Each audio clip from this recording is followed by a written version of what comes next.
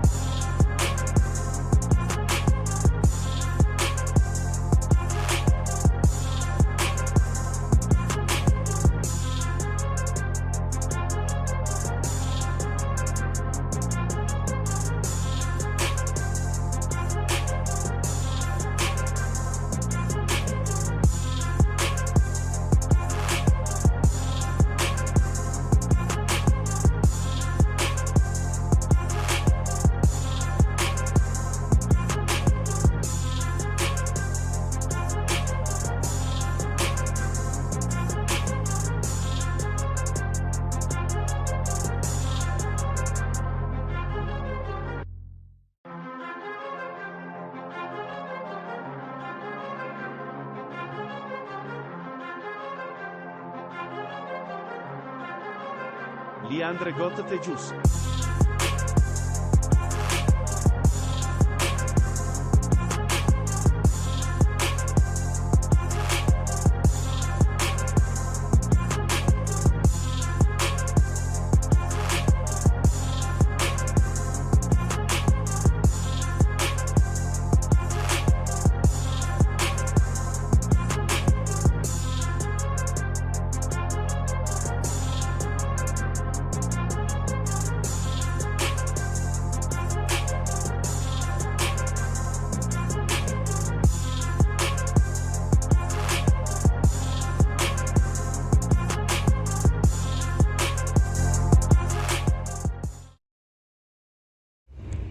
Remember, when you see me in the streets, holler at me. Say, put me in the game, Coach Smook.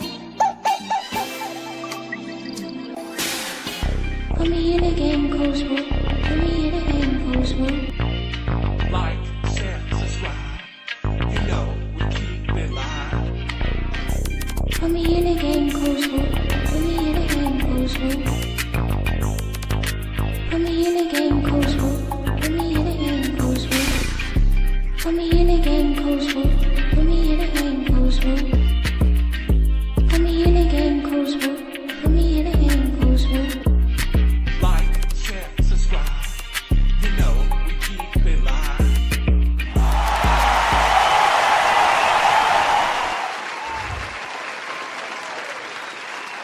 Yo, let's go, baby. Let's go. We got spring ball, baby. We got spring ball, chat. Let's go, baby. Let's go. Let me change my camera angle. Hold on. This is the wrong camera. Let me do something real quick, chat. I'll be right back. Y'all listen to that jam while we get the right angle up. Hold on.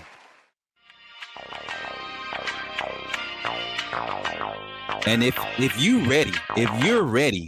you're ready for Alabama football, if you're ready for some Alabama spring football coverage, put some fire emojis in the chat. I'll be right back with y'all. As a matter of fact, I'm gonna run the intro one more time. I'll be right back, y'all. Let's get to it, man. Hold on. Let's do it one more time because it didn't. I don't think. Remember, when you see me in the streets, holler at me. Say, put me in the game, Coach Smook. Put me in the game, Coach Smook. Put me in the game, Coach Smook. Like, share, subscribe. You know we keep Put me in a game, Coach Smook. Put me in a game, Coach Smook. Put me in a game, Coach Smook. Put me in a game, Coach Smook. Put me in a game, Coach Smook. Put me in a game, Coach Smook. Put me in a game, Coach Smook. Put me in a game, Coach Smook. Like, share, subscribe. You know we keep it live.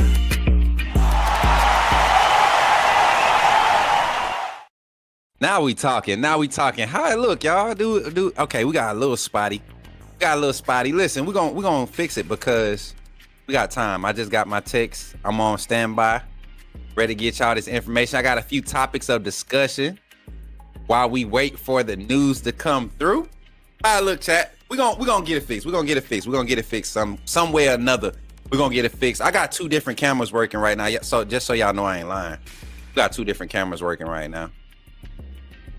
Just trying to figure out what's gonna be the best option here on the Coach Smook network here for the for StreamYard, man. StreamYard's audio and everything is like whack. Here we go.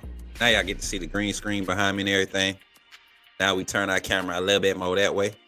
You know what? I kind of like this little half wall look. What y'all thinking? Y'all rocking with the half wall look? What y'all thinking? Y'all rocking with the half wall look? Chat. Thumbs up, thumbs down. What's up? There go the back door. What y'all thinking? Yeah, what's good, chat? Day is in the house. Megan's in the house. Zach is in the house. Katrina is in the house. Everybody, we about to get in the game. What's up, Jordan? Khalil. We got an Ohio State closet Bama fan that shows up to every Bama stream that I put up. Thank you for your closet support, Naprix. I really do, man. I really do appreciate it. That you as an Ohio State fan, Ohio State fan. I can't talk right. You as an Ohio State fan is tapping into a Bama-centered coverage network to stay squared away on your football needs. I got you, bro. Keep coming around, man.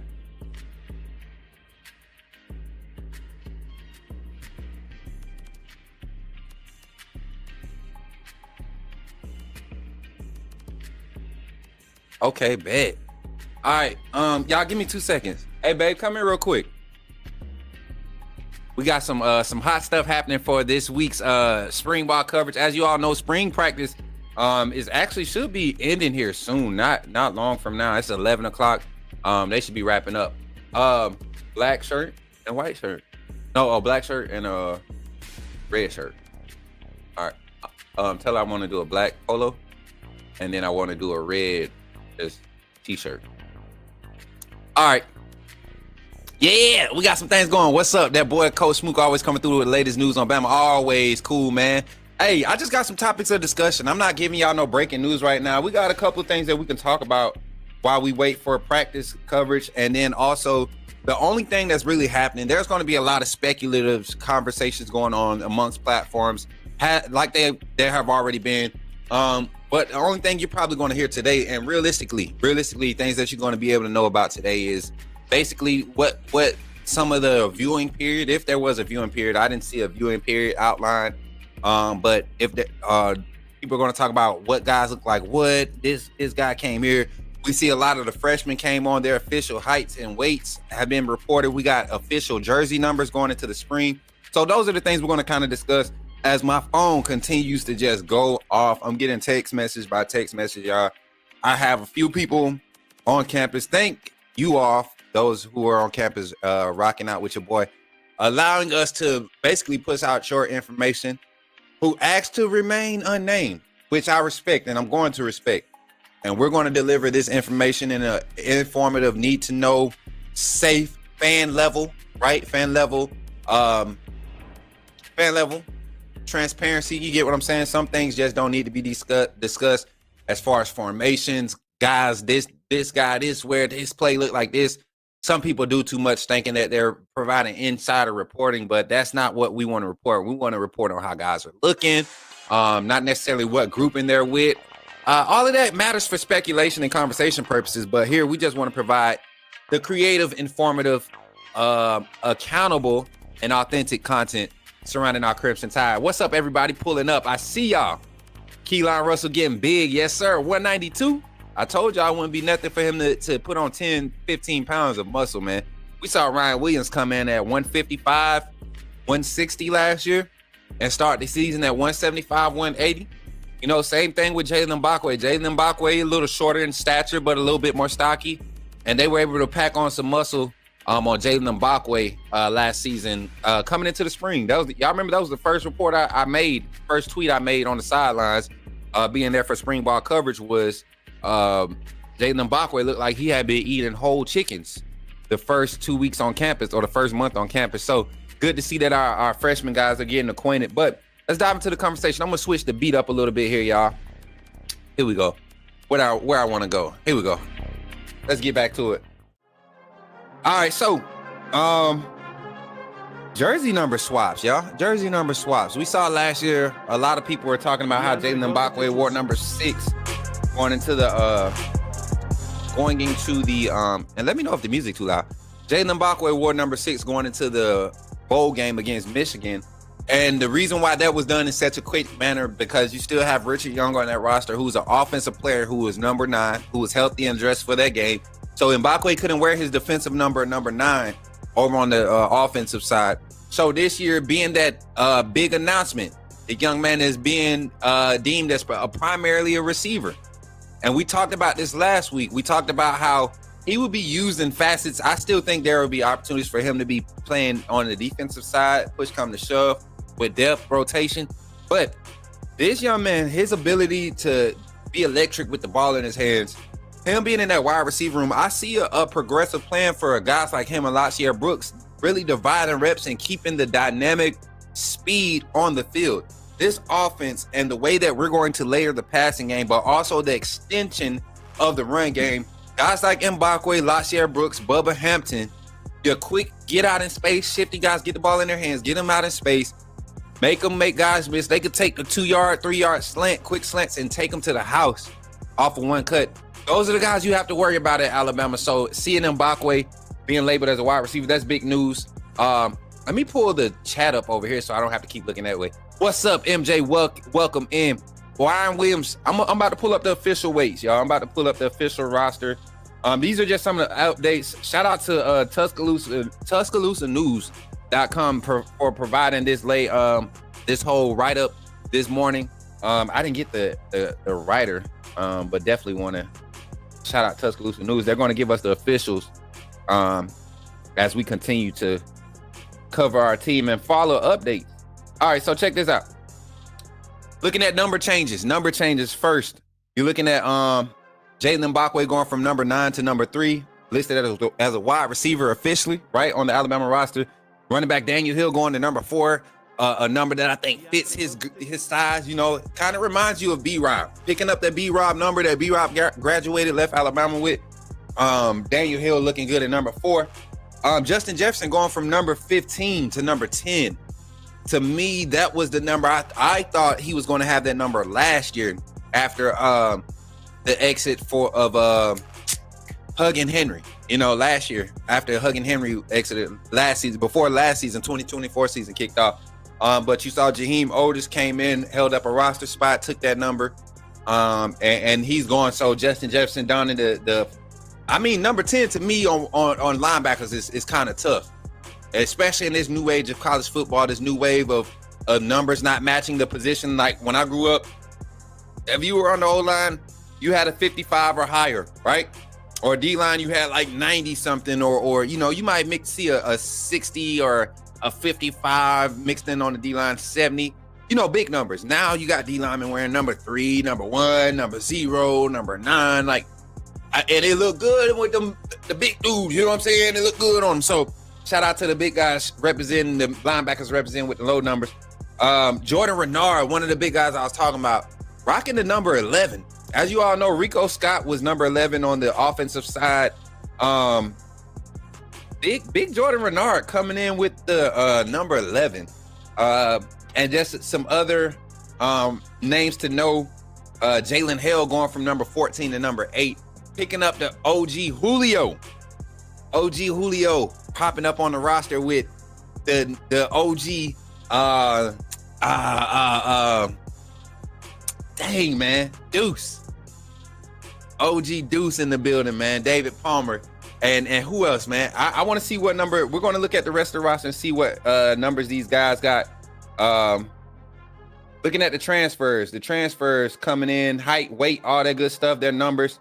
Check this out. Isaiah Horton coming in. Y'all know transfers when they come in, the wide receivers especially.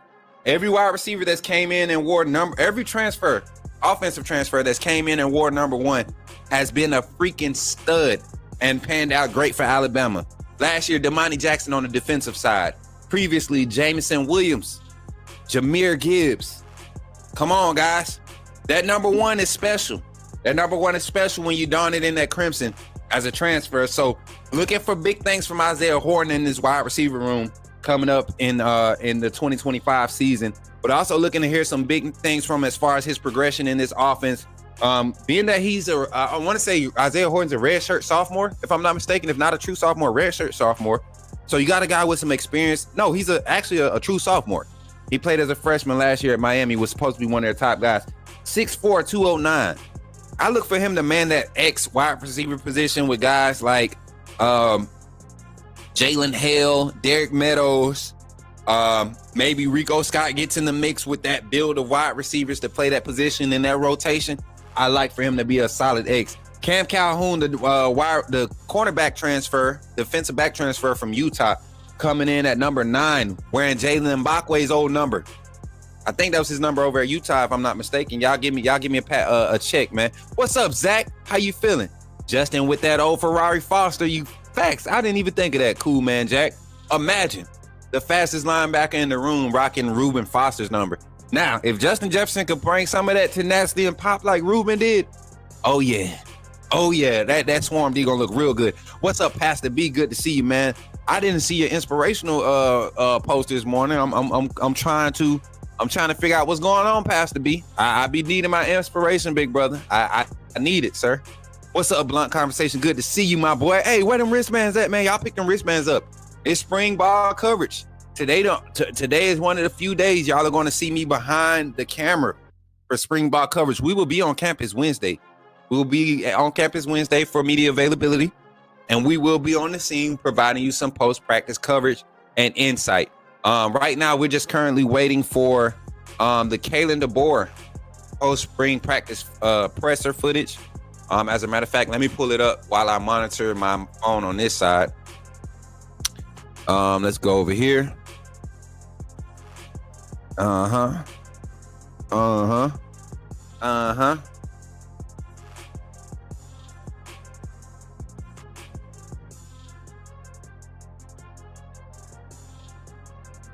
There we go. All right.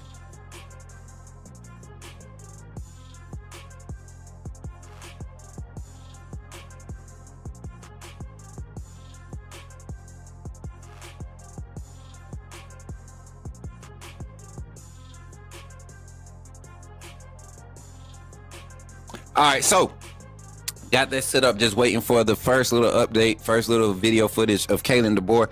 I got my I got a source on the inside. Shout out to don't say no names. Okay, Pastor B, I see it now. I just seen it on my Twitter. I got so many notifications. But right now, guys, I got a few people on the inside that's kind of communicating. And there's a lot of anticipation around the locker room. A lot of guys are coming in with this energy. Like I said, opportunity. I said this in the last live. Opportunity is like the golden word right now. It's like the mantra. And guys are looking to take advantage of opportunity. I see for this, and I'm not saying anything is happening in practice. I haven't heard about anybody throwing, no wide receiver catching, other than how guys look, the roster updates, guys in certain position groups, all of that. That's all that we've heard or that we know about here on the Coach Smook Network.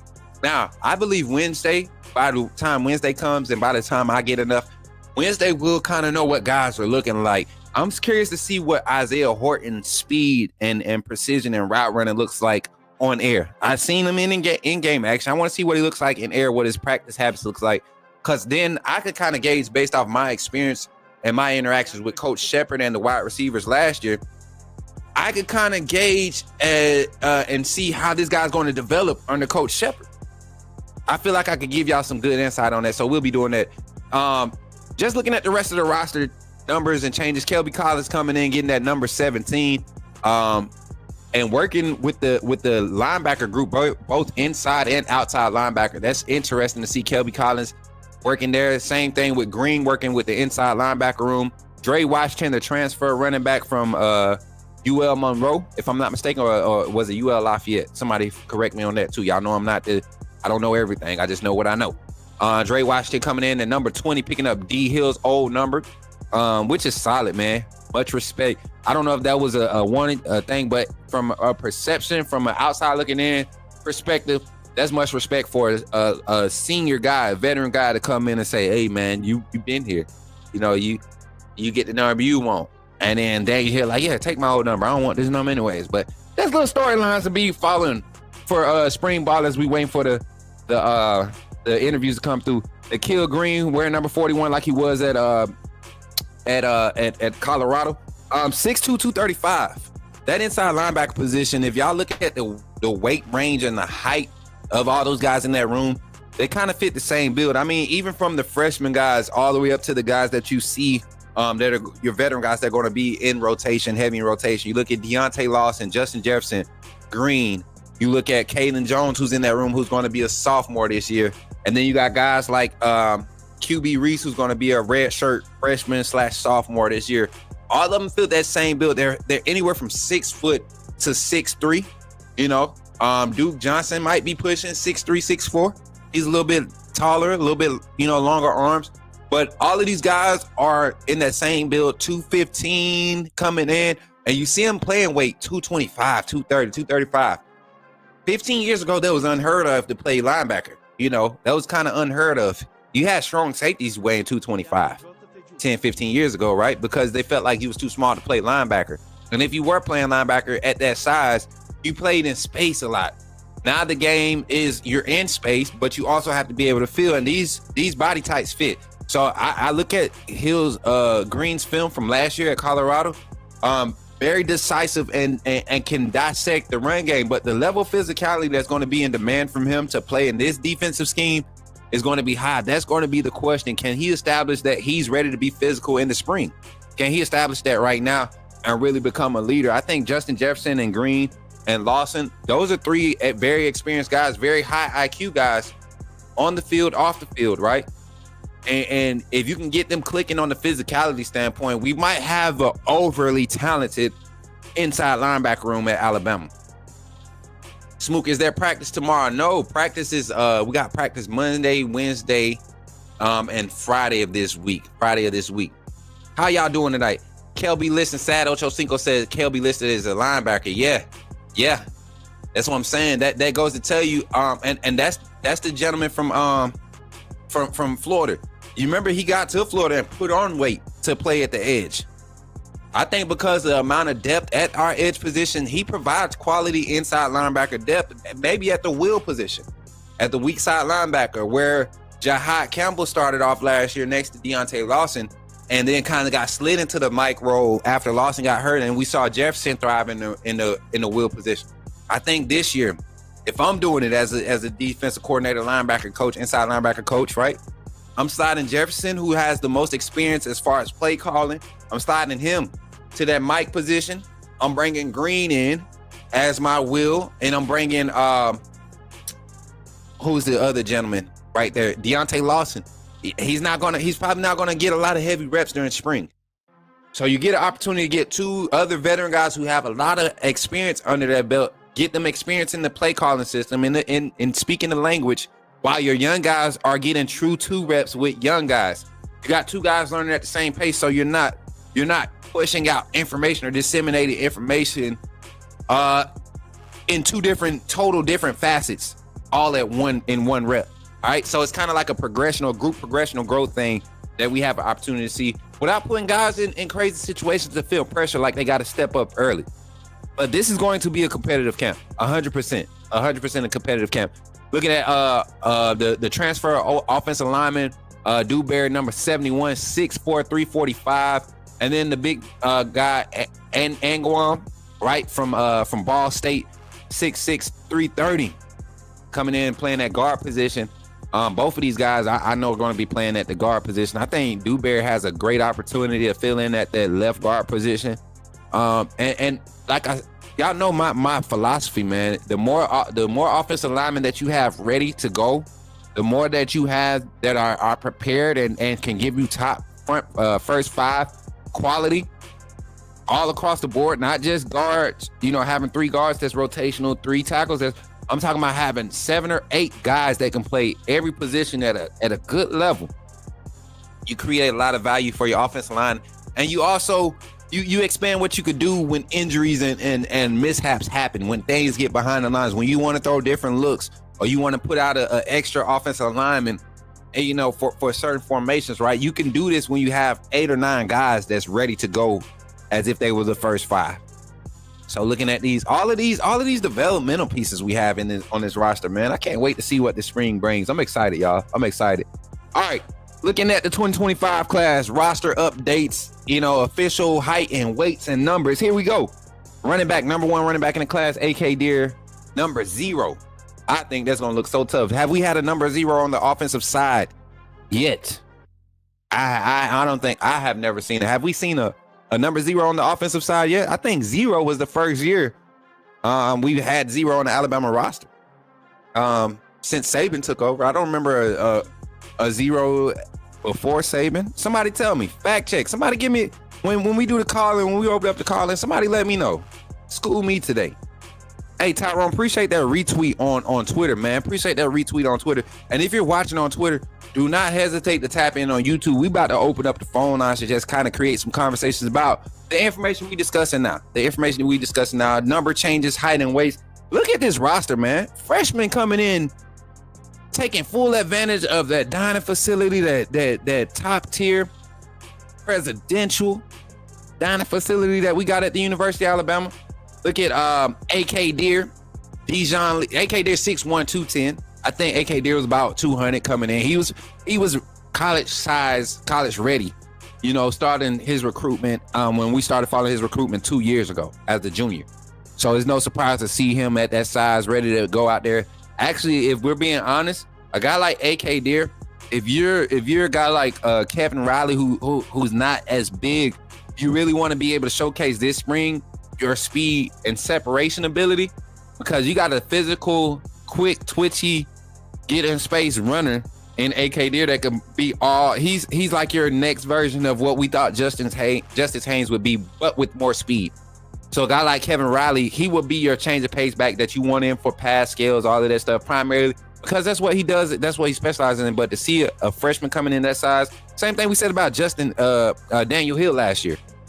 Daniel Hill looked like he was a 3rd, 4th year guy. Big old baby elephant thighs for forearms. Big old jack dudes, in that running back room. A.K. Deere coming in and fitting that mold of what Robert Gillespie wants to recruit. Only 1 220-pound running back is a worry. 70% of the top running backs in the NFL are 6 foot 220 plus. Sad Ocho Cinco, I'm glad you made an irrelevant statement about the NFL and we're talking collegiate ball. Do you not understand that one of your top rushers in collegiate ball last year was 185 pounds? 5'11", 185. One of your top running backs in collegiate football. Sorry to put you out like that, man, but you got to calm down with that. This is not a big man's game anymore. Football is no longer the big, husky, over muscular guy's game anymore. Ryan Williams was the smallest thing on the field and provided the biggest impact every time he stepped on the field. At 6 foot, 170 pounds, 175 pounds. You get what I'm saying? Justin Hill coming in at 242. That is crazy to see him get on the edge. Now, a lot of people look at him and say that he's not 242, but he has long arms. He's 6'3" with like a 6'5", 6'6" wingspan. I wouldn't be surprised if next year, during his freshman year, when we come into spring of his sophomore year, I wouldn't be surprised if his official height and weight is 6'4", 245, 250. I feel like just like Noah Carter. Noah Carter is one of those guys. I believe Noah Carter, once the official roster comes out with his height and weight, last year I think they had him on the roster at 6'3", 235, 240, right? I guarantee he's a solid 6'4 and a half, 6'5 right now. I mean, it's the nutrition. When your body gets certain nutrients, it kicks in certain parts of your growth and development, right? And Alabama has top tier nutrition program to go along with their strength and conditioning. Some of your best recovery. Shout out to Joint Chiropractic and the Formby family up there that runs one of the Joint Chiropractic branches in T-Town, keeping those players right. I know I'm going to get me an adjustment Wednesday. So Mr. Shannon Formby, if you're watching, if you're tapping in, I know you don't tap in and comment a lot, but if you're watching, please block out a space and tell Angie or Cece they gotta crack me up. They gotta crack me up this week. I've been hurting, man. I haven't been down there since spring of last year. My back is jacked up, and I don't know if that's pause worthy, but we're gonna keep going. Shout out to Justin Hill, 6'3", 242, rocket number 8 on the defensive side. QB Keelan Russell, K-Dot Russell. This is what surprised a lot of you all. I told you all he had the frame for it. High school, you don't get to lift and focus on your nutrition like you do at college. It's a different level of attention and a set of resources that's available. Duncanville has a great strength and conditioning program. You've seen guys like who was man-child Kendrick Blackshire. He came from Duncanville, same school that Keelan Russell came from. You see what type of program. I mean, he was born DNA, but a lot of that just being in the weight room, the type of lifting. They have a solid strength and conditioning program, which if you look at this freshman class, there's some quality programs. You got a few guys that come in from the smaller lower end programs like Duke Johnson. They just thrive, and you could look at them and tell that they're the best player on the field. But not only during that competition, they go to other places and show it. But then you look at their size. Duke was one of your bigger linebackers in his region, but he's out there running and keeping up with wide receivers, DBs, and running down quarterbacks who really should be playing wide receiver. So, and the anatomical makeup of this roster has really flipped since last year. It has really flipped since last year.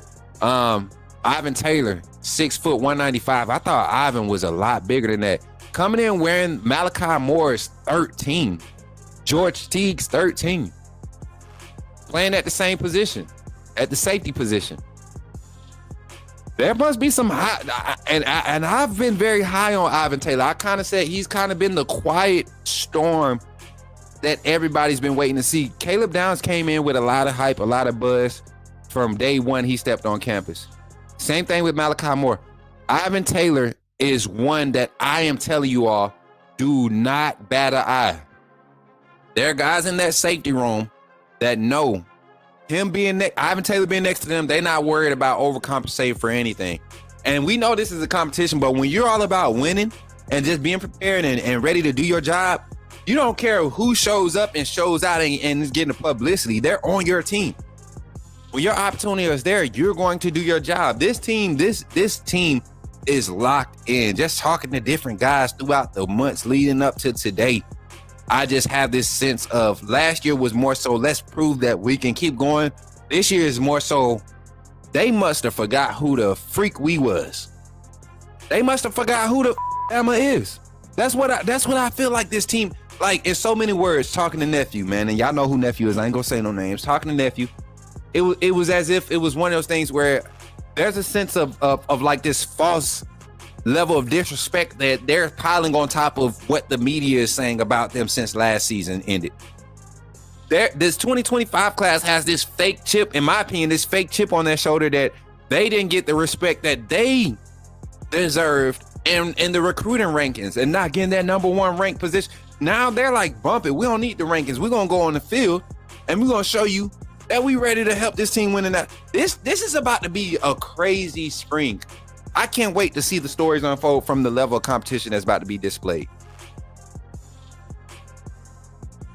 I can't wait. Oh, that's some good coffee. Baby made that. Futal Henry, the linebacker transfer coming. I mean, the freshman linebacker coming in. A lot of people, y'all probably don't even know who that young it is, but I'm telling you, developmental piece. If he's patient, I could see some quality rotational reps and a big impact on special teams. Honestly, I would love to see the freshmen get dibs on special teams. I would love to kick off, punt. Oh man, this group of freshmen and red shirt freshmen or sophomores from last year, you give them full access. All those linebackers from last year, you talking about Caden Jones coming back. You got QB Reese in that room. Let me pull up my linebacker room. You got guys that really couldn't touch the field last year, but can provide some crazy athleticism for your special teams. Got Yanzi Pierre, who's probably going to be a quality rotational player, but you know your third guy can be your number one guy on special teams. Reuben Foster did it as the third guy in the inside linebacker room as a freshman and a sophomore. It didn't really start until the middle of his sophomore year, but he made his highlights on special teams. Let's see if we can get Alabama restored to that type of feel. Lashia Brooks wearing the vetted number 17, and he deserves it more than Isaiah Bonds, Mr. 4.5. And the 4.5 ain't slow. I'm not throwing no shade. A 4.5 is not slow. I ran a 4.57 for my college combine. I ran a 4.57. I was 6'1", 161 pounds. I jumped a 39.3 vert, 39 3/8 vert. I did 225 3 reps because I was not in the weight room. I did 3 reps of 225 struggle reps at that. And your boy ran a 4.57 for my 40 going into college. And I didn't think I was slow. I didn't think I was the fastest, but I didn't think I was slow. I think Isaiah Bonds has a lot faster game speed, just to kind of throw a little jab at Mr. Gravedigger. That's crazy that he's still making money off of that play, and he failed on us to go to Texas and be subpar. But anyways, that's Isaiah Bonds. We got the new Waddle 2.0. Lashia Brooks, I believe, is if straight line speed, sprinter speed, I think he's faster than what we saw from Jalen Waddle. Now, as far as shiftiness, elusiveness, I think he's up there with Waddle. Not more elusive, not more shifty, but I think as a true freshman coming in, we're going to get Waddle-like feels from him, and he's going to produce. He's going to have opportunities to produce. I wouldn't be surprised if they throw him on special teams at kick return or punt return, kind of like they did with Ryan Williams and Mbakwe last year. So I wouldn't be surprised. Y'all, Bolo, Steve and Boomer. This dude, I am so excited about him. Him being on the D-line, first of all, having number 25 next to James Smith, 23. I think when we go to our 3-man fronts for run stopping, you got to get this guy on the field. You can put his bigger frame. He's not 6'7", 6'8", but he's 6'4". You can put his bigger frame right there at that nose guard position, that nose tackle position, right? And put James Smith and another Jordan Renard or another big body, let's say LT Overton at that bandit. That's a solid 3-man front for run containment. And then you can have your linebackers surrounding Quay Russaw, Justin Jefferson, and Green supporting in the middle. Then your other edge, you can go big with Keon Keeler to give you a linebacker / defensive end to play your wolf position. Right? Not wolf, but your bandit. You get what I'm saying? So you got your D tackle, your nose guard, your defensive end, right? James Smith, Steven Boomer, Tim Keenan still on roster. I'm just thinking like new faces that we're going to see in rotation. But just think about the depth of talent that we have at Alabama available. Steven Boomer is a guy that I'm very excited about. Luke Metz, y'all know my youngest. He sent me a text 2-6 the other day. And like I said, man, I respect the privacy and the level of privacy that the university wants to create around covering teams. Now, when I have my opinions, I'm gonna have my opinions, but covering the teams and reporting, we're going to report and respect the privacy of what this team is doing. We don't want to give anybody no advantage, and it ain't no secret. Coach Smook Network is growing, guys. A lot of people are watching. They may not be saying it, but a lot of people are watching, and I respect and I appreciate you guys for sharing the network and sharing the love and showing people what we're doing and how we're trying to grind and get into the industry and provide this creative, informative content for our Alabama Crimson Tide. So I appreciate y'all. But yeah, my boy Luke, man, showing love. 6'3", 230. I told y'all that boy was looking husky when we watched when we went to go see Mill Creek play. I didn't think he was as big as he was. But to see, I didn't think he was that much bigger than Duke. And I can see why they're pushing Duke inside. Duke it definitely is a slimmer frame. I thought he was more on the 235, 230 area, or would be at this point. And I do remember being a little bit taller than him, you know, when I seen him that spring. I haven't seen him in person since. We kind of just FaceTime every now and then. But man, looking at the roster, man, then the punter, the freshman signee, wearing number 32. A punter with 32 worries me. Right? I want a 99 or a 10 or a 14. You know what I'm saying? That's what I need. I need a 98 for my punter. You know what I'm saying? Or you get what I'm saying? Like, it gotta be 32 ain't cutting it for me. That's for my linebackers and my DBs and my running backs. You know, you might slide in there as a tight end at 32. But I need my punter in a better number, coach. Hook my punter up. Whoever special teams, Coach Ellis. Is Coach Ellis over special teams? I need my punter with a better number. That number just ain't looking good for him. I need my punters, my kickers, the drip, Connor. All y'all boys need to get right. I need y'all drip to be on point, man. All right. But that's just some of the storylines around roster changes. Abdul Sanders wearing number 35.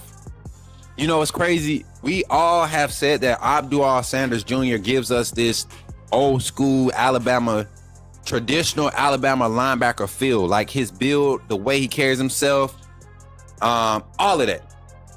So seeing him rocking number 35, that's more so on the traditional side, and it fits him. It fits his personality. 35 is a hard working number. Like I just told y'all with 32, that's a linebacker number. 35 is right there in that family.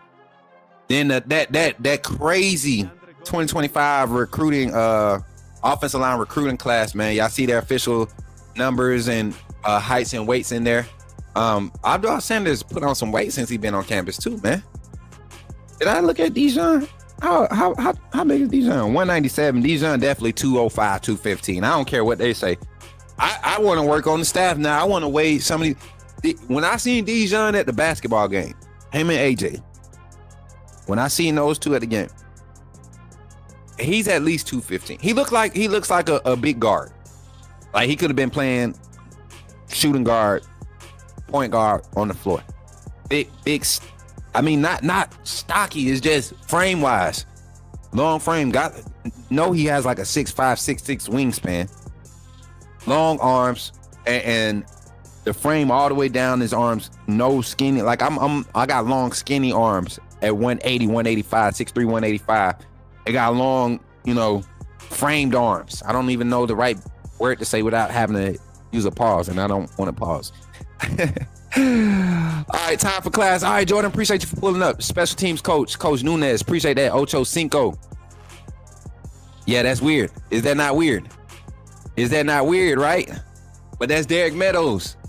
You got to go look at him when he was in high school too, man. Go look at his high school stuff. I'm just saying. And that's got to be a story behind it. Number 34 wide receiver. And then it is spring. We saw a lot of number changes going into the season last year. Kobe Prentice. We saw Kendrick Law switch up after spring. Kendrick Law switched up in the spring.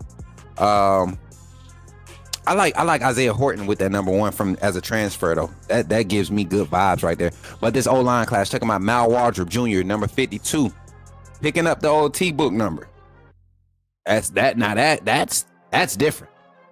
That's different. I thought Mal Wardrop would come in, try to, I don't know what. I don't have roster numbers memorized, or updated rosters from this year. But Jackson Lloyd, 6'7", 310, ready to be at that tackle position. I'm telling y'all, 6'7", 310 tackle. Watch Jackson. Y'all think I'm tripping. We've had Caden Proctor at left tackle for the longest, and he's definitely 331.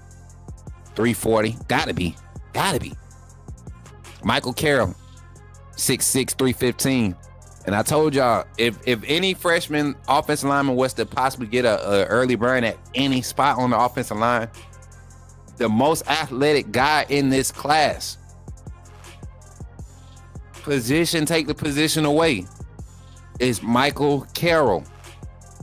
I say again, the most athletic player in this 2025 class is number 64, the 6'6", 315-pound offensive lineman Michael Carroll. And then to round up this freshman class, number 65, Michael DeBose, 6'5", 325. Roster updates, chat.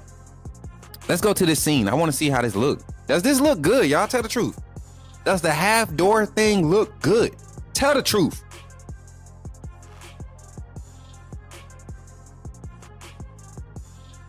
Yeah, just the vibe around it, right, Ocho? Right? Just the vibe around it. Shout out to all 85 viewers in the chat right now. We got 25 in here on YouTube. We got 60 in here from Twitter. If you haven't, make sure you have liked, shared, and subscribed to the channel. If you're on YouTube, like the live, share it, please, right now. Take 20 seconds to share the stream. And then if you haven't subscribed subscribe to the channel. Subscribing to the channel is free. We're trying to get to 3K subscribers. Before the end of March. We were trying to get it before February, but y'all let your boy down. We gonna be all right though. We gonna keep fighting. All right. So trying to get to 3K before the end of March. We're providing this spring ball coverage. Like I said, I'm gonna be live here for at least 2.5 hours. Opening the phone lines though. Let's kind of get into some of these conversations. We see the roster changes. We see the roster updates. Coach Smook calling show. Call in 334-625-1121. Talking spring ball. Let's just talk thoughts on spring football. Let's talk conversations. Let's talk some of the topics that's surrounding spring football. And y'all know who's popping the show off, man. If y'all don't know by now, y'all ain't been no fan. Here you go. Yo, Zach, what's up, my man? You in the game? Talk to me, man. Man, nothing much, man. How you feeling this morning? Hold on, Zach. Let me route you. Can you hear me now, Zach? I can hear you. Okay, I had to make sure I routed you in chat. Let me know if y'all can hear Zach. We good. All right, Zach, come on, man. What you were saying, buddy? My fault. I said, I got a surprise for you. What's the surprise, man? It's the one thing that was missing to help you better grow the channel. I got me some internet, man. I was able to finally find some that would be good enough to where I could help you out and help you grow the channel more. So I can be able to do a little more to help you grow the channel, man. For sure, man. I appreciate that, Zach. My boy Zach tapping in, showing love to the Coach Smook Network. Appreciate that 100%, Zach. You've been 10 toes down since we popped back off last May here on the Coach Smook Network. But Zach, we got spring ball, man. We got spring ball. Talk to me, man. You seen the roster updates with numbers. You seen I didn't speak on it, but Ja Latham getting moved to linebacker, looking like he's getting moved to play that outside linebacker position that he played in high school. He kind of transitioned to a true DN, hand in the dirt, defensive lineman, his last 3 or 4 years at Alabama, but now getting moved to the outside linebacker room. What's your thoughts around that? And then what are you anticipating? What are some things that you are anticipating or looking into going into this spring? Oh, yeah. To answer your question, I'm excited for him to move back to outside linebacker because maybe he, with his size and frame, maybe he can get more playing time, and put himself in better positions to benefit the team and to help the team win games. And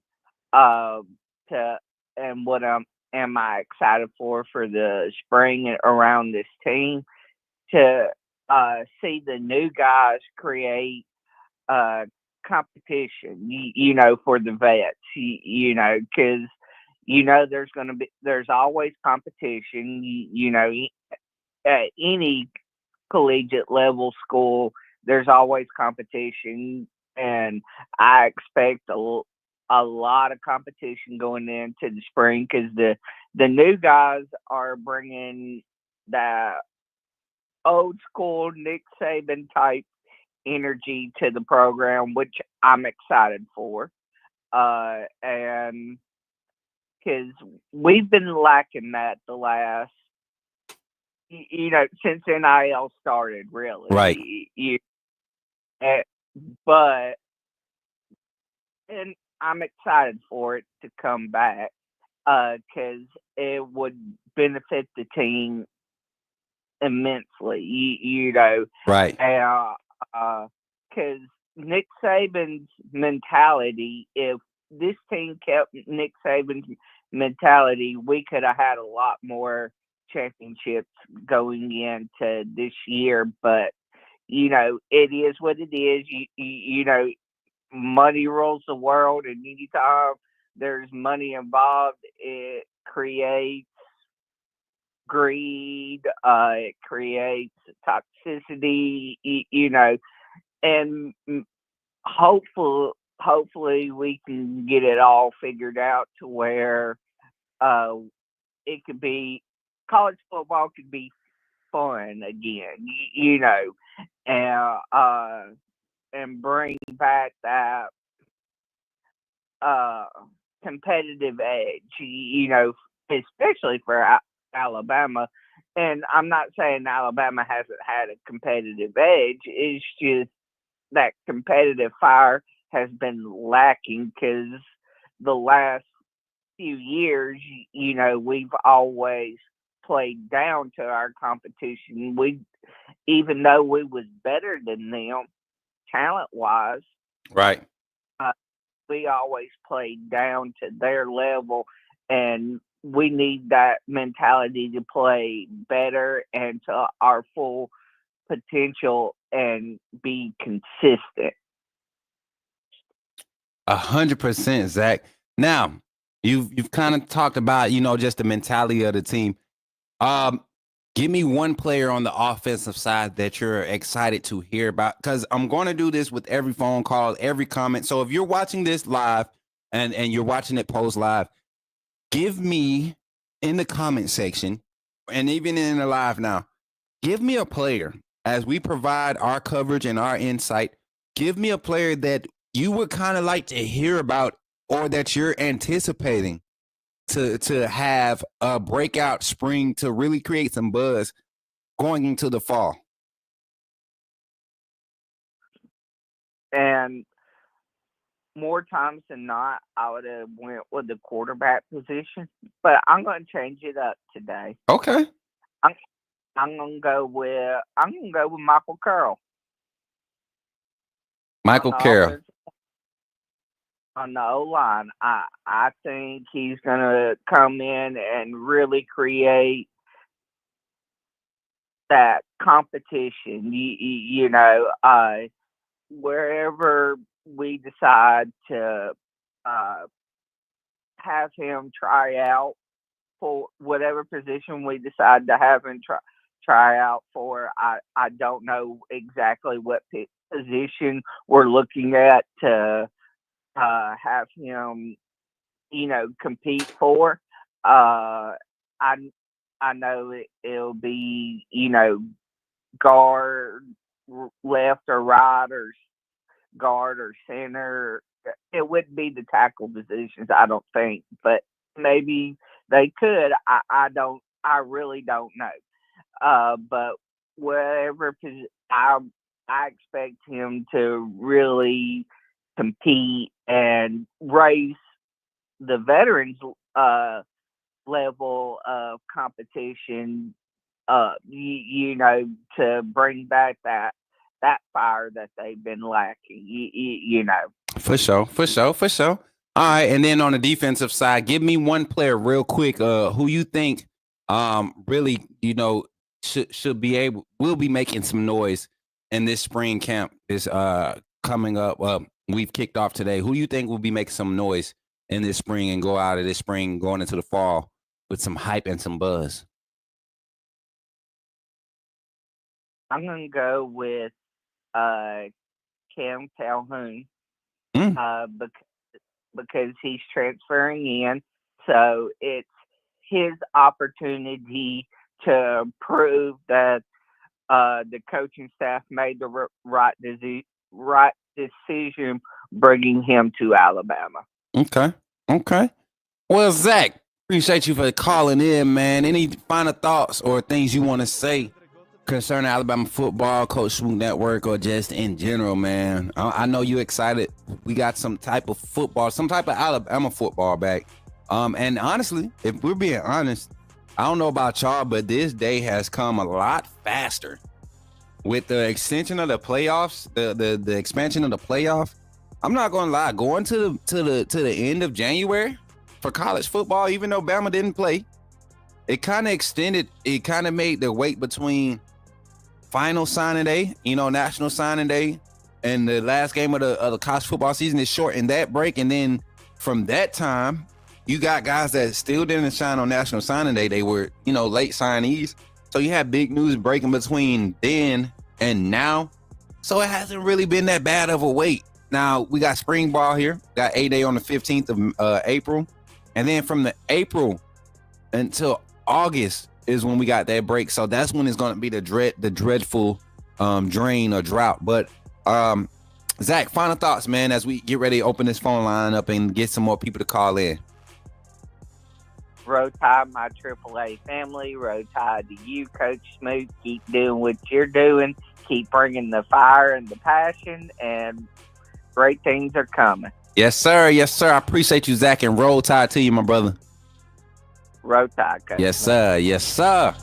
Shout out to Zach for popping in on the first phone line. Phone line is open. First phone call here on the Put Me in the Game call-in show with your host, me, Smook Hines of the Coach Smook Network. Let me get I ain't even let me know I ain't have my logo up there. We're going a little logo today. We at the stadium. See, when we at the stadium, we got the little logo right there, right?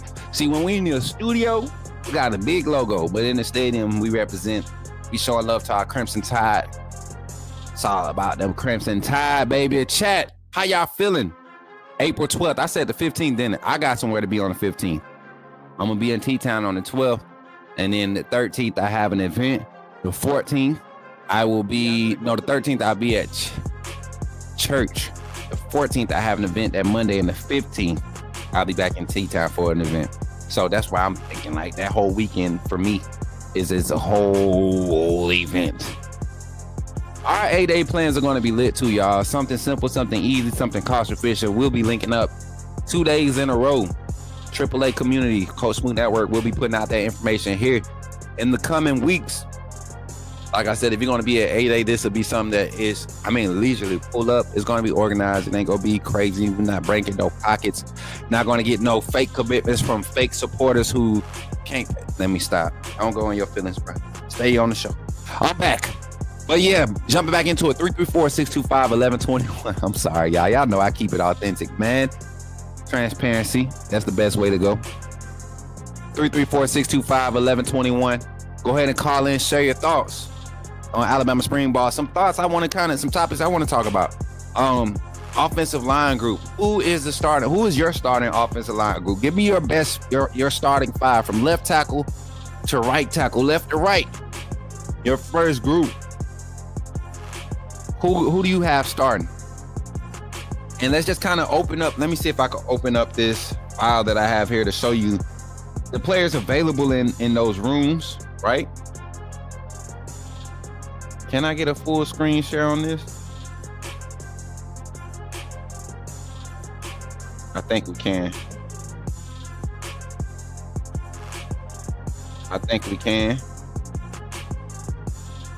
I'm gonna try to get a full screen share on this, chat.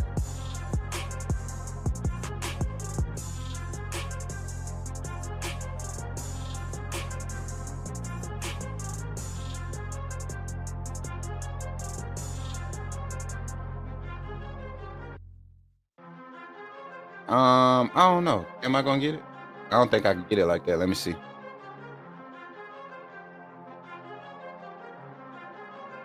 Leandre Gota Tejus. You can do it. I won't let me do it. So I'm gonna list the names. As a matter of fact, I'm gonna do it like this. Tripping. I can do it. Boom.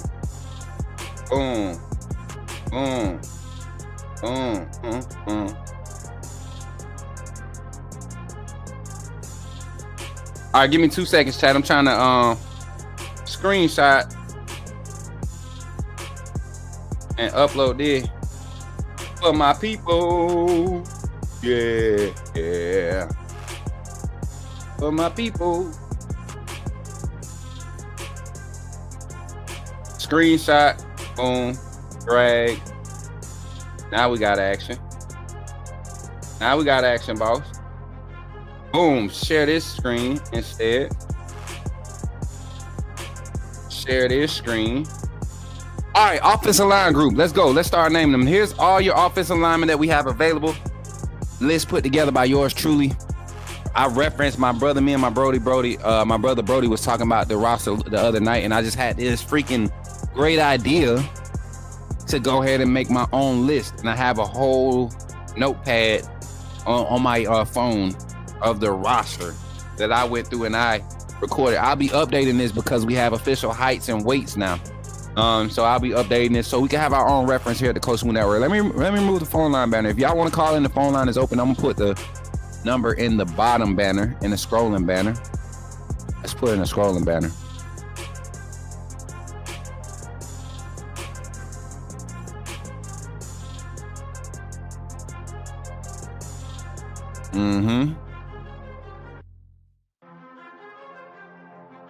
So the phone line is open, 334-625-1121. If you look at the bottom banner, it's scrolling at the bottom. Say your name and put me in the game, coach, when you call in so that we can get you on the line. But looking at this offensive line group, let's talk about it. What's our 5? Left tackle.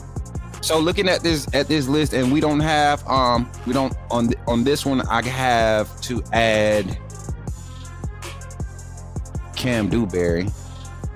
He wasn't on the official roster when I put this one. I knew he was a transfer, and I got all the wide receivers and DBs and linebackers. I just didn't do O-line. Why did I not do O-line? Well, we got Cam Dewberry. I adjusted. We got Joseph Ionoda, who's a redshirt freshman, basically a sophomore. That group of offensive linemen that we were excited about last year, with Olanine and a lot of those guys, they are now redshirt freshmen, sophomores on the field or in the classroom. So these are going to be opportunities that we were talking about. The word opportunity is the golden word at camp right now for Alabama. So looking at this group, I say left tackle, Caden Proctor for sure is going to continue to man that position. I think this year probably be his best year as far as production. Looking at his transformation and his body transformation, he did well more often than not at the size that he was. He drops another 15, 20, get a little bit lighter on his feet. He's your prototypical day one, first round draft pick, right? Caden Proctor comes with a lot of pressure coming into his third year as a starter already. Doesn't it seem like just yesterday we were talking about how bad Caden Proctor was getting whooped up in the South Florida game 2 years ago as a freshman? Don't it seem like that was just yesterday? Jalen Milroe with Tommy Reese as a coordinator, Coach Saban on the sideline. Y'all got to remember, Caden Proctor, first head coach was Coach Saban, y'all. We're a whole year removed past Coach Saban being gone now. Like, time is just flying. It's not waiting on anybody. So left tackle, I got Caden Proctor. Left guard, I'm gonna go with this because I just look at it from a different standpoint. I understand we're rotating and we're doing this and we're doing that, but something that we struggle with and something that kind of has plagued Ryan Grubb over his career is the inability to rely on the run game. But I think it's easier, in my opinion, I think it's easier for a play caller to lean on the run game when he has over aggressive run blocking offensive lineman. I think you have that in this room, and I think when you tally that up, experience, understanding of the scheme, having actual reps under your belt at the collegiate level, you throw a guy like Rock Montgomery in there, talking about tenacity, talking about strength, talking about athleticism. To me, he edges out Gino Vandermark. He edges out Casey Poe. He edges out a lot of those interior guys outside of Jaden Roberts, who I believe would be a better tackle. We're going to talk about that as we continue to go through my lineup. So I'm going left tackle, Caden Proctor, left guard. And I'm going to do 1A, 1B for left guard because I truly feel strongly about both of these guys. Cam Dewberry and Rock Montgomery are going to battle out for that position right there, that left guard position, if I had to place it there. And I'll be getting some insight here in a few minutes. Interview just got done. We got videos that we're going to be reacting to, post-practice pressers that we're going to be reacting to here live on the Coach Smook Network. Center, Parker Brailsford, of course. And the thing about Brailsford, Montgomery, and Vandermark, you got three guys that play center, all that play interior. So you got that rotation that we're talking about that we're going to have. Don't know what Cam Dewberry's experience is as far as playing center, but we know that Coach Cap loves to have, all of his offensive linemen working on snapping. So that's kind of my philosophy behind how this lineup is going to be formed. Going over to right guard, I think we're going to see Jaden Roberts, but with him working back from an injury, we know he was full go during fourth quarter segment, and he struggled with a lot of injuries. I want to see what type of flexibility we're going to see with them using Jaden Roberts, and I think he's going to provide a lot of senior leadership that you're going to need. Better leadership that you're going to need in this room, because past Vandermark and Brailsford, I mean, even Vandermark didn't play a lot of reps last year. He played some meaningful reps, quality reps, has experience in another system, but not as much game time experience in this system. So you got two guys on your offensive line with game experience that have extensive game experience, and that's going to be able to help guys. But then you got guys that have played and got some experience in this system. That's going to help this offensive line room come together as a whole with the familiarity with the system, with the scheme. You got guys like I said, Rock Montgomery, Wilkin Formby, Olis Alanine, Joseph Ionota. William Sanders is another name that people have kind of forgotten about. A big body in that offensive line room that came into Alabama as a freshman last year with a lot of hype because of his size and his athleticism. Technique was a huge thing for him. Let's see how he develops this spring. I don't see him making a push. Maybe he turns some heads and flips everybody's thoughts. But this offensive line group is so talented and deep with talent that you can't really see a guy like Anderson passing up unless he gets pushed out to that tackle position. He might be able to assume that right tackle position, where I think there's going to be a lot of competition. I think there's going to be a lot of competition at that tackle position. I think you might get an opportunity to see Jackson Lloyd get some burn out there. Like I said, I have a strong feeling that Jaden Roberts might get a look out there to provide some more veteran quality skill sets out there on the edge of your offensive line. I'm excited about Jackson Lloyd, Michael Carroll, all of these guys working in these different spots on the offensive line. To round out my right tackle, I got nothing but 100% faith in Wilkin Formby, guys. I know he struggled last year, first year starting. A lot of things just kind of rolled over for him. If you haven't seen The Tide That Binds, if you haven't got your subscription to Fox Nation and started watching that, you're missing out. New episode comes out on the 5th.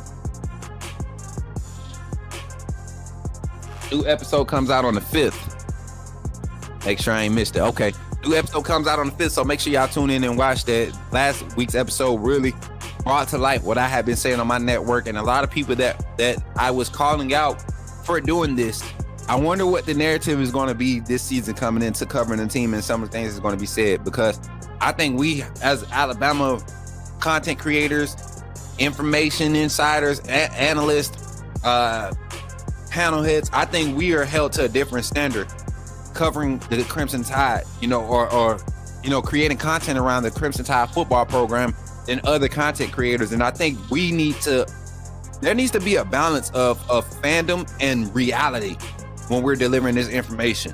And I don't think we did a good job in the transition year upholding that standard. So this year, I'm heading the initiative. I'm changing. I'm not changing me, but the delivery, the outlook of what the Coach Smook Network is doing, we're in a whole new direction, and we're providing the positive, impactful, creative, and informative content around your team with factual, experienced eyes, give you a viewpoint. A lot of people joke about me, where you coached at? I've coached many years. I was coaching as a college player.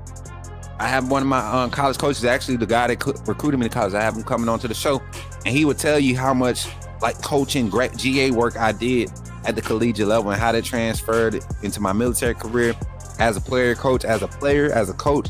All of that, it translates.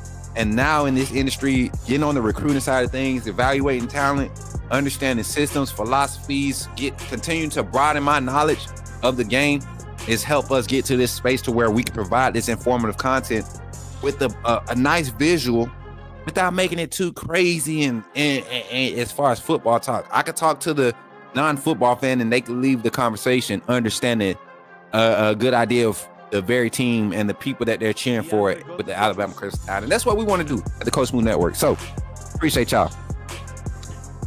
He also hasn't had the talent Alabama has in the running back room.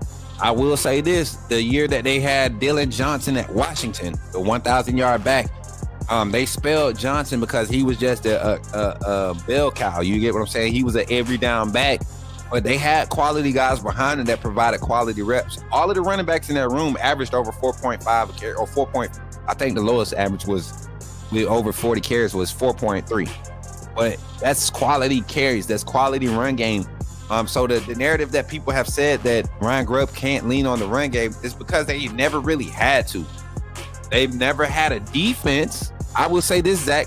I don't think Grubb and DeBoer and this offensive staff that carried this system from stop to stop, I don't think they've ever had a defense on the other side of the ball that's like Kane Womack's that could produce the type of turnovers and create the volume of offensive opportunities that Alabama and this staff is going to see. Last year, we saw the possession, not necessarily the time of possession, but the amount of possessions. Alabama won a lot of those possession battles as far as extra possessions. We just didn't win the battle in creating points off of possessions, POPs. We didn't win that battle. Roberts is a dog in the running game, 100%. 100%. We got a lot of run blocking offensive linemen, dogs. And I think that's where Jalen, we didn't utilize Jalen and this system effectively last year, because I think when we leaned on our run game, we were effective last year. It was just Jalen would get so, we're in a new spring, new year, not going back. Not even going to allow y'all to do that to me. Love Rock and Dewberry at left guard 1A, 1B, and Vandermark as a Swiss Army knife reserved for any position. Hey, I like that. I like that thought process, Ocho. I like the same for, I will say this. I like Jaden Roberts to start at either guard or tackle position on the right side. And then if first one go down, if he's not the one that goes down, you move Roberts to that spot and you bring in a new guy at the guard or tackle positions. That's what I'm saying. If this staff can really prepare 9 guys on the offensive line to be starters, where 4 out of those 9, or 5 out of those 9 can play both guard and tackle positions on each side of the ball and give you quality reps, that's where you look at your offensive line group, and that's where we see those offensive lines, those great offensive lines in the Saban area. That's how they were formed. Everybody forget Bear Jones played all but he played every position on the offensive line. Landon Dickerson went from guard to center. Leatherwood played both tackles, if I'm not mistaken. Jonah Williams played both tackle positions. And those were years where we leaned more on the run game, but guys really had to be smart. And I think it was Caden Proctor. Caden Proctor was talking about on the Tide That Binds how the offensive line has to be the smartest guy on the field. A lot of people think it's just blocking the guy in front of you. No, you got to think. Defenses, they show based off of cadences. A lot of defenses, they react to cadence. So when you hear the quarterback say, they do that. So that's a cadence. Green. When the defense hit green, a guy might slide into that hole in protection, and that changes the whole blocking scheme of the play, right? And you have to be able to communicate that. There has to be some cohesiveness to where if he shows in my one gap, right? If he shows in my one gap or my A gap, I got to be able to, hey, I'm accounting for that. I got one over me, but I'm accounting for that too. And the center has to be like, I'm rubbing here and I'm counting, but you can't say that. You can't say that. There has to be hand signals. There has to be, and then don't just talk about what's in front of you. If we have a scheme where we're trying to climb to the second level and somebody shows in the gap where it's supposed to be clear for me, I have to be able to push through that and account for what's over. That's why you see the offensive lineman look back at the running back sometimes on run plays and say, hey, it's going to be you and him because I'm going for this one.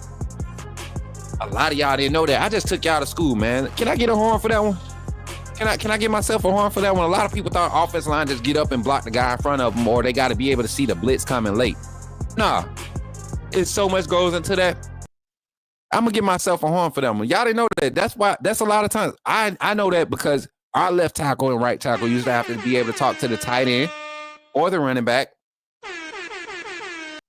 or the slot receiver.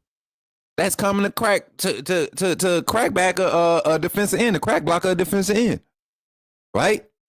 So when we talk about the O-line, you want high IQ guys on the field, and if you look from my lineup, left tackle to right tackle, right?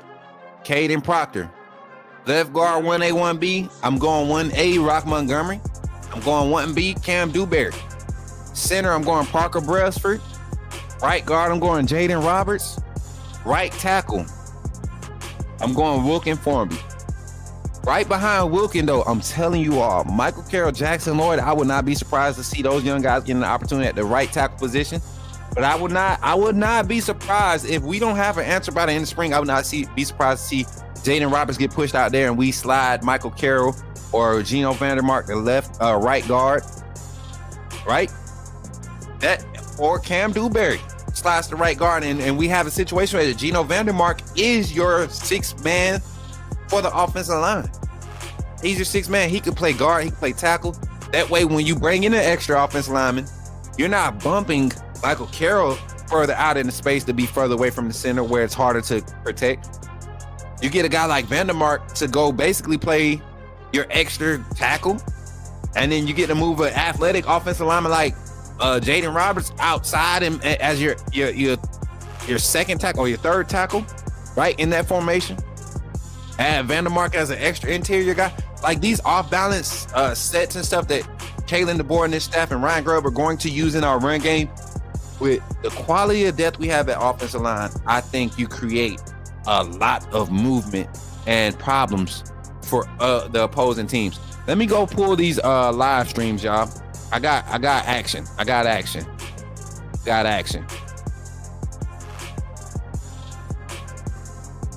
Let me see.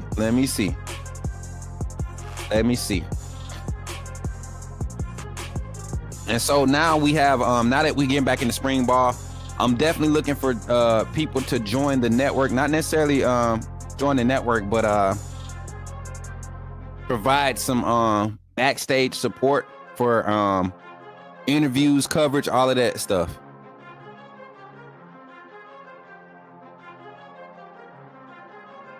Leandre Gotte Giusto.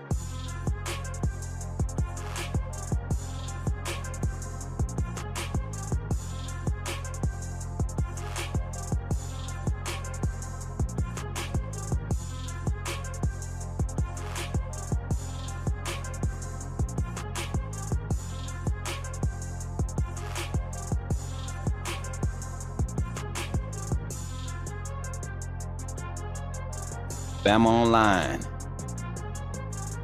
Shout out Bama Online. Let me make sure I create a banner. Give them their credit for providing this audio clip from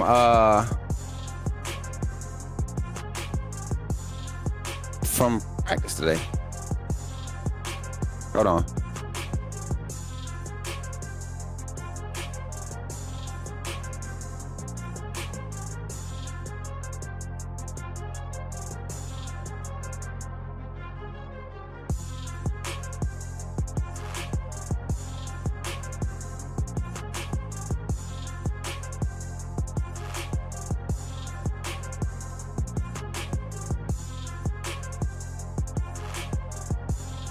All right.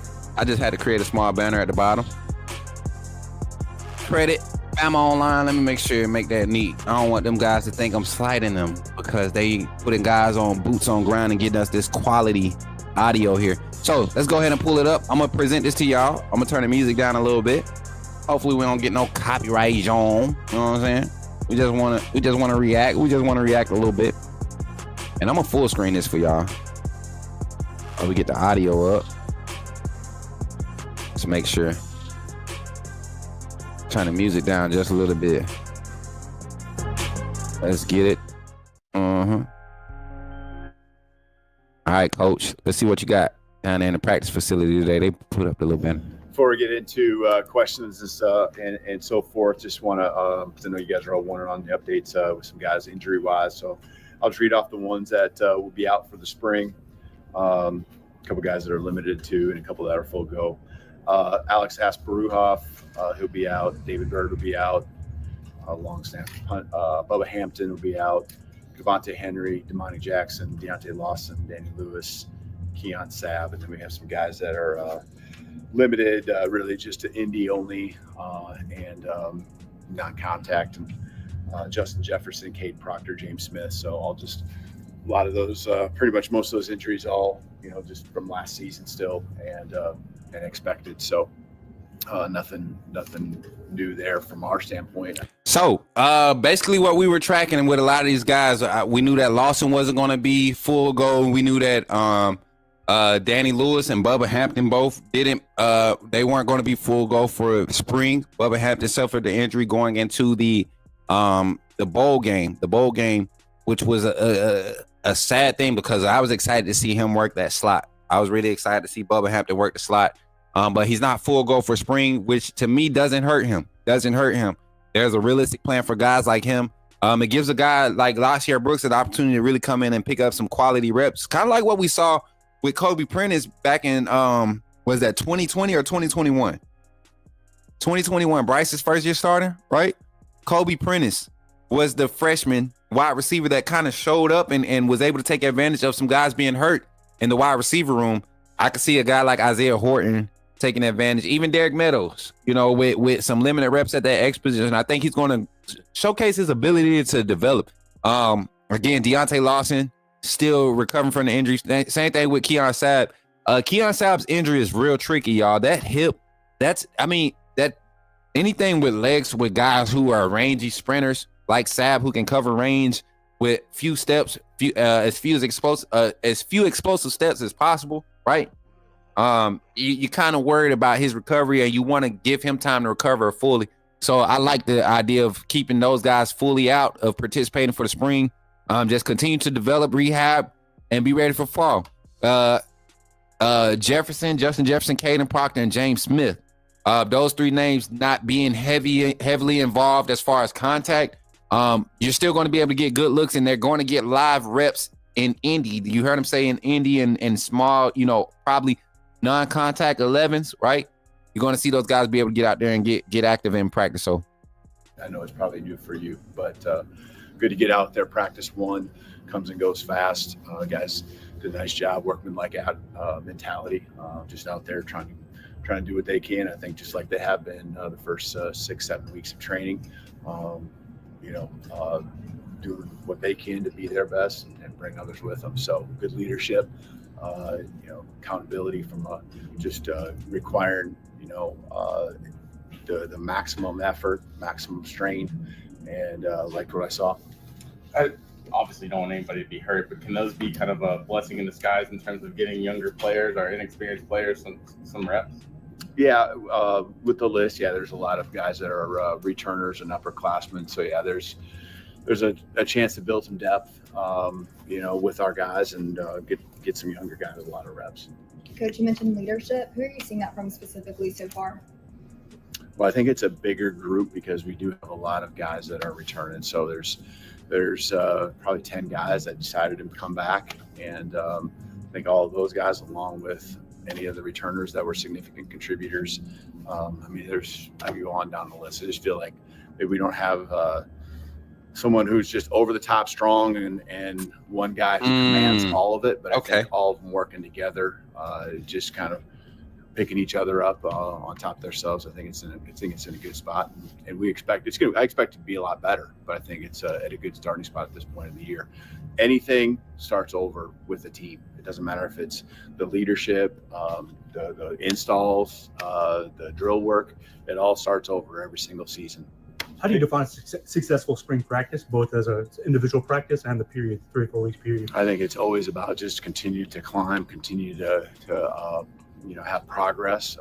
Challenge the guys out there, either getting better or getting worse. It's individually, that's us collectively, it's your side of the ball. And so I think that's a good starting point, is which direction did you go? I will say this, and I am praying that all of our stuff is squared away so that we can officially represent our channel, right? Not that we don't have to go in as independent, but as we represent our channel. I love that the relationship that I created with the coaching staff last season during spring ball, because my level of questioning, I believe, created so much better of a rounding answer and a direct answer, because I don't look at it from a journalist standpoint.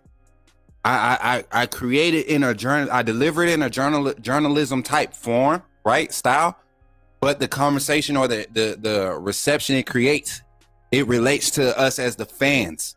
And I think that's where once that got taken away from me as a media talent, I think that's when we had to dive into all of the debate, all of the back and forth with other creators and their false reports, because I didn't have a space to really just push out the truth, right, without seeing so much backlash and all this other stuff. But now I am excited to get back in the locker room, because there's a lot of questions that I want to just ask the staff that surround, the preparation part for the players, right? And then also with the players, we always get the generic questions. What's this guy looking like? What's this guy looking like? But there are things that I believe we can start to dive into with this new age of college football, that we can get some good rounded answers and set our expectations on a more realistic, at a more realistic level for these players and what to expect from this staff and this team, instead of trying to compare it and build up this fan stress of what it used to be when we had a previous staff and system in place. Can't wait.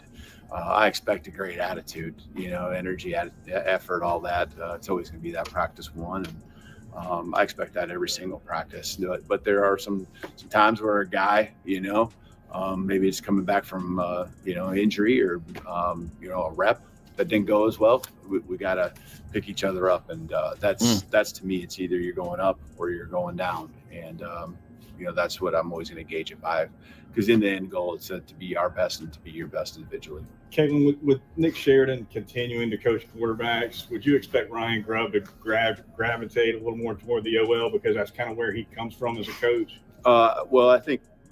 All right, I'm watching this and reacting today, because I was not there to do the live interviews, right, for the presser. I'm reacting live just like you all. So you all that are watching with me right now, you're catching this at the same time I'm catching it. I'm going to tell you this. As a coach, I'm not answering that question.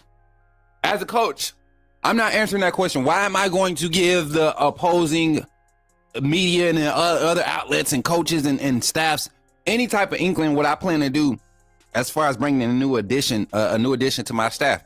Because now we're giving away, okay, he had Ryan Grubb on his staff as an offensive coordinator, and he worked with the O-line in this facet, right? Let me go check and see some of the things that we might see coming from. And everybody on our schedule can do that. Everybody on our schedule can do that. And we take away the advantage, because we know they are looking at the roster just like we are.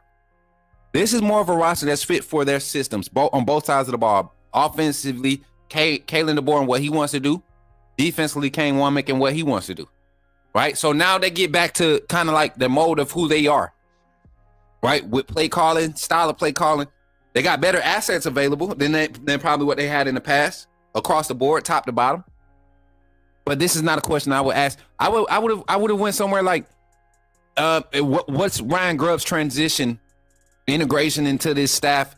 No, you all have familiarity at the previous stops, but what has his transition been like, and what facet of the game can we see him really be implemented as far as the offense? You know what I'm saying? And if you ask that, now he can give us a quality answer that says something like, it gives us the idea of what to expect when it comes to Ryan Grubb as an offensive coach on the Alabama staff. Not the play caller, not necessarily just the play caller or the offensive line, but a coach on the offensive side of this Alabama staff. And we get so much better conversation out of it. Let's see what Coach KD has to say. Coach Grubb will You see how he has to pause, like, why you asking me that? Like, come on, dog. always still be involved with the quarterbacks. I just am a strong believer that your play caller has to be around the quarterbacks. But caller has to be around the Coach Grubb will always still be involved with the quarterbacks. And then before he finishes that, just kind of hearing that, you all remember how I said Grubb would be strictly focused on play calling? And then play calling, you have to have a chemistry with your quarterbacks, right? So yes, he's going to be involved, but Coach Sheridan is going to develop these guys. He's going to be able all practice instead of worrying about calling a play. He gets to sit there in Keelan Russell's ear, in Ty Simpson's ear, in Austin Mack's ear. He gets to sit there all practice every day in film room. He has his own space now to just talk strictly to quarterbacks and develop these guys in his system. I truly believe a guy like Jalen Milroe could have benefited from that last year instead of having to mix between Coach Mitch, Coach Kalen DeBoer, and Coach Sheridan. Now he has an actual Coach Mitch did great for his mechanical development and all that thing for last year's quarterback room. I think this year having Sheridan, a play caller, a guy that has now has that play caller experience, that creates another level of language he gets to speak to this quarterback room. I just am a strong believer that your play caller has to be around the quarterbacks. But on your note, you're very right. It allows him to just do what you want a coordinator to do. That's oversee every position, and he certainly has a lot of history and background with the offensive line. So I think there's eyes that start in certain spots when you're a coordinator beyond just the quarterback. And I think a lot of times his eyes, yeah, he can see it all. He can see him line up on the perimeter, but he also really is feeling and seeing and has that intuition on what's going on up front with the offensive line. So, that's really good with he and Coach Cap. Did the quarterback battle solve itself today? It solve itself? No. Yeah. Good question there, Nick. No, it's something. I mean, just they're all at different points, but a few things procedure-wise that are a little different. Good to see those guys all operating through that. They all had their times, of course, where they looked really good, and times where they got to continue to grow and get better. The roster says that Keelan put on, I think, 17 pounds. How much different does he look now than when you were, recruiting him out of high school? Yeah, I saw him last summer, and saw him in person for one game last fall. So, he's in pads and all of that at that time too. So he looks good right now, strong and moves around. He's just a good all-around athlete. Yeah. But, the weight program for him is certainly any new guy is going to be critical. And, it's good to get that first phase under the belt. That's why being an early enrollee is so important. And then obviously now even through the spring, there's multiple reasons, but one of the reasons we go every other day and not back-to-back ever is just so we can get big days of lifting. Facts. Really and see, a lot of people think is for a lot of these athletes coming into college, it's not necessarily it's not a weight room thing. They're not strong enough and they're not lifting enough. It's literally a nutrition thing. In high school, you really can't monitor what kids are eating throughout the day in class, but in college, a lot of these scholarship players have to report to the dining facility and the nutrition station, right? For protein shakes, all of that stuff. They have check-ins, and it's part of keeping your scholarship, right? You have to stay on schedule. That's why I'm saying we don't understand the level of dedication it requires to be a collegiate athlete. Now that money is involved, it is even an even higher demand some of these kids didn't have to work high school jobs as seniors. You get what I'm saying? And juniors in high school and be high school athletes with jobs. So now you go from being a star athlete in high school, just going to school, you know, doing what you do. Then you got to go to college. It turns into a job. You become a professional athlete. Now, because you're getting compensated for it at some level, a certain degree, your education being paid for. And now it's a lot of, you know, virtual classes and things of that nature where kids don't have to sit in the classroom as long, especially your athletes. But you got to think that's a transition that if you don't have the right staff in place to kind of gradually push these responsibilities and transition, if you don't have quality support groups. I know our staff, we have a chaplain and a psychological mental health behavior assistance type personnel that help with those kids that come in and make struggle with some of the mental pressures and things of transition into the college game. When you have guys that are set in place like that, it creates an opportunity for guys to focus on getting to the dining facility to eat those 3 meals a day and get those 2,100 calorie meals in, you know, and stay fit. But then when they are getting paid and they have the opportunity to like pay for meal preps, pay for people to do the stuff, the extra work that's going to allow them to be seen and help them create separation once they get on the field. That's what matters. And that's what we're seeing with this roster, this 2025 class. Coach, Matt Ballou, Dr. Ballou, and that strength and conditioning staff. I mean, they just do a great job with getting guys to start getting those bodies right for the college game. You mentioned Caden Proctor. I'm curious what kind of the plan is on your end for who you want to see kind of rep at left tackle. Yeah, it'd be a combination because we don't want, we got to have some guys that can move out. We're thin at that position, especially when you look at the experience at that position. So there's some couple of guys we can move out. Olas played a little bit of tackle, a couple snaps, but we want to make sure he can focus on guard too. So as we go through the spring. And, we just didn't want to throw a bunch of freshmen out there with the ones or some younger guys. That was kind of one of the rotations we used in one of the team periods today, for example. With a guy like Michael Carroll who could play tackle, but probably projects more to guard, do you use him more as a tackle now in the spring, or what's the plan? I know that voice. And as much as I hate that voice, right? As much as I hate that voice, great question. I know that voice, if I'm not mistaken. Great question. He took some reps there today. Again, Michael Carroll getting reps at left tackle. Come on, Coach. You don't want to, especially for a young guy. I mean, there's a lot of called bullets flying, right? And so you don't want to make it harder than it needs. And I could tell by the look on Coach KD's faces, Coach KD face. He's leaning. That's like a real thing that happened. To be for him, but. I told you all, Wilkin Farnby will man that right tackle position. If I'm a man of my thoughts and process and a man of my word and my sources are saying these things, Wilkin Farnby will have an opportunity to man that right tackle position. But if there was a freshman to start getting the rotation and get an opportunity to go out there and prove himself, Michael Carroll. And so you try to keep him in the same position for multiple practices, but also that flexibility. William Sanders is a guy that we need to look out for tackle too. And he does have that frame where he could play some tackle, even though, like you said, he probably down the road, end game, probably more of a guard. But, that's what I love about some of the guys. They're athletes. So Jackson Lloyd is another one of those guys.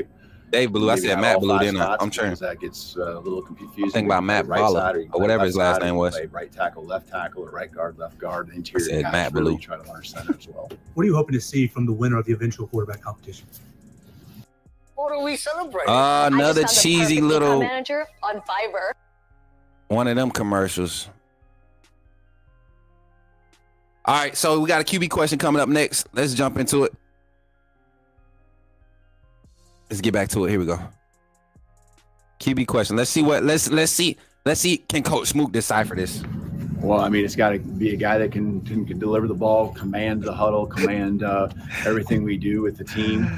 Guys, have we not learned over the last 50 years of quarterback competition questions under Coach Saban? You're never going to get that presence and that belief and confidence in your signal caller. And so, it starts with a lot of that, just the belief. But the belief comes because you're making the throws and you're getting the ball to the guys. Shout out to the 146 in the chat. We got 118 on Twitter and 28 on YouTube. Quarterbacks, where does Keelan how does he rank compared to other true freshmen that you've dealt with? I guess people coming in, how more is he advanced? Is he at that level? Yeah, he's up there. He certainly is. I mean, he's got a long ways that he to go, because I think that's the way he looks at it, and he's excited about what this growth's going to be. Guys, I don't want to watch the rest. If you all want to watch the rest of this, I'm going to put this link in the chat for y'all because I want to give full credit to Bama Online and the work that they're doing to keep us informed and provide these clips for post-practice interviews. I've kind of referenced them when I couldn't. I've always referenced them when I couldn't get on campus. But I'm going to set up a few lives throughout the day. I have some sources that actually want to speak. They want to come on the show and speak. So we'll actually, I'm going to end this live. I'm going to kind of round this out and end it. And we're going to set some things up for the rest of the day throughout the day. Just keep your notifications on. If you want to stay informed and be in tune with what's really happening behind the scenes, get some thoughts, some perspectives, people that are actually on the sidelines, people that actually have the full access and are inside like myself, we will be talking about it throughout the day. And Wednesday, we will actually have a guest call in from a well-respected Alabama writer, team reporter, and Alabama sports coverage personality in Rodney Orr. He'll be on the show. And today I'm working on a special, somebody that's a favorite around here, my personal partner and my brother that's well-respected in the industry. We'll have him on, and we'll be talking some Alabama football, spring ball. But I just got a message, and I want to go and cut this before it gets too late. So, from North Canada, hey, Ocho Cinco, appreciate you for pulling up, man. If you could, tap in on YouTube at Coach Smook on YouTube, subscribe to the channel, and help us grow by sharing this network. All Bama fans in Canada, follow the Coach Smook network. We used to have one personality. She used to be around here supporting, but she got mad because she couldn't take control of my network and control people that was trying to volunteer and moderate. So she moved on. So I hope you ain't trying to control nobody, Ocho Cinco. Hope you ain't trying to control nobody, man. But nah, welcome to the family, man. AAA family. We authenticity above all. We are unorthodox. We don't do it like everybody else. We provide that creative, informative content surrounding our Alabama Crimson Tide and our football. Anything that we're speaking on is not what we heard, is what we know. We've done our research. Anything we talk about in recruiting, anything we talk about in basketball, football, baseball, anything is not about what we heard. It's about what we know. We do our best. We may not be first, but we're always going to be correct. We're always going to point you in the right direction here at the Coach Smook Network. The team that we've put together, you guys are going to start seeing some clips. We got BT of the Coach Smook Network. We got an edit of his being posted Thursday, covering different parts of this 2025 class. Linebacker group, I think he has that video ready for us. Y'all seen the one I did on Keelan Russell, the quarterback of this 2025 class. I'll be doing one on running back AK Deer, and then I'll be doing another one on our wide receivers, Sierra Brooks and Derek Meadows in this class. BT will be handling all the defensive guys. I slick want to steal the DBs from him. I slick want to steal the DBs from him, being that I'm gonna be on the phone with Chuck here in a few days, and I just DJ is always like just a respectable. All these young men, my interactions with them, I think so highly of them. One, because I'm a fan, but at the same time, I look at them. Some of these young men are only 2 years older than my oldest son. So. A lot of them call me Unc and Big Bro. I just look at them as upstanding young men who are chasing their dreams, and I'm supporting it. And it's no secret. And I want to be able to provide the best quality content around it. So I'm grateful for this opportunity. But here goes the link to the Bama Online. And like I said, I'm actually subscribed to Bama Online, y'all. I don't watch everything that they post, but when it comes around season for football, I am always in tune to what they do. Here's the link to that video right there. I just posted a link in my chat. So if any Bama Online staffers come on, this is the link. Hopefully I shared it the right way for you all. Just want to give you all credit for helping us stay informed on the Crimson Tide. But without further ado, y'all, that's the end of this morning segment, this noon segment here on the Coach Smook Network. I hope you all enjoyed it. for the 2 hours, the hour and 45 that we've been live. Preferably when we go back live here in a few hours, we're going to have somebody on the phone line. We might have them on screen depending on what it looks like. We're going to go live. As soon as y'all see the notification, y'all share. Let everybody know we're live. We're talking Alabama spring ball all day. We have the call-in show tonight at 7 p.m. 7 p.m. Central Standard Time. We'll be going live with our call-in show and breaking down, just talking some more Alabama spring football, but also reacting to all Alabama sports. We have baseball this weekend. Justin LeBron yesterday helped close out North Dakota State baseball with I think was it a walk-off? Was it a walk-off? I can't remember. I was reading it, saw him. I remember that game from Friday, though. They had a big game Friday. Going to be talking about that. Alabama men's basketball suffered a loss. We went on the road and lost to, Lord have mercy, LSU on the road, if I'm not mistaken. Was that the LSU loss on the road? Then the ladies, we lost to who do we go on the road and lose to, chat? I'm all over the place. I'm so excited. I just got a text and I'm excited. Like I'm excited about what we're about to do. So I'm gonna catch up with y'all later. And remember, don't forget to like, share, and subscribe on the channel. If you're not a member of the channel, join. $2.99 can get you in the door. These next lives, as a matter of fact, the next time I go live is going to be a members only live. I don't care about clicks. I want my members to be getting this inside scoop. It's going to be a members only live. And then once we get done with the live, we'll make it public for everybody else to follow through. So if you're trying to see the live interviews with all of our insider scoop, all the Smook scoop and all of that stuff, definitely think about picking up that membership badge. $2.99 could get you in the door and enjoy the fun and becoming part of this AAA family.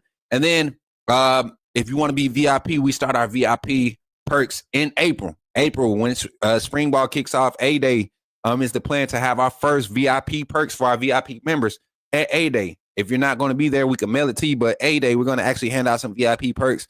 And we're going to have some autographed Coach Smook Network merchandise. Lord Jesus, I just had a brain fart. We're going to have some autographed stuff from some of your Bama players and things of that nature. We're going to be raffling off different things. Continuing the vision, building onto the vision, new phase. This is what we're going to do. The women lost to Oklahoma and the men lost to Tennessee. That's what it was. Yeah, that Oklahoma loss, I was not expecting that. I thought our women were, but it's a road loss. Tough Oklahoma team. Tournament time coming. Everybody's coming together. We're going to talk about it tonight, 7 p.m. Central Standard Time. Tap in here on the Coach Smook Network. And I thank y'all again, man. Everybody tapped in. We had a great showing. How many likes are we at, Zach? How many likes we at? Or any mods in the chat. How many likes we at? How many likes we at? Let me see. And I need to edit this. I turned the music off because I thought I was I'm out here doing a closing like a preacher again. We had 21 likes. Bet we got the 20 likes on the stream. Appreciate y'all for helping us hit our 20 like goal. If you haven't liked the stream, please go ahead and like the stream. 25 likes would be awesome, but 20 is the goal. Coming back in the spring ball, and as we continue to hit these, we hit 20 every day this week. We're gonna amp it up to 50. Then we hit 50. Gonna amp it up to 100. We hit 100. We're just gonna keep growing this whole spring. We want to continue to grow, but. With that being said, y'all enjoy the rest of y'all day until we are live again. Keep your notifications on. Members, we'll be going live soon. But until we go live again, when you see me in the streets, holla at me and say, put me in the game, Coach Smook. I'll catch you on the next one. Roll Tide. Spring ball is back, baby. We out. Remember, when you see me in the streets, holla at me. Say, put me in the game, Coach Smook. Put me in the game, Coach Smook. Put me in the game, Coach Smook. Like, share, subscribe. You know we keep it live. Put me in the game, Coach Smook. Put me in the game, Coach Smook. Put me in the game, Coach Smook. Put me in the game, Coach Smook. Put me in the game, Coach Smook.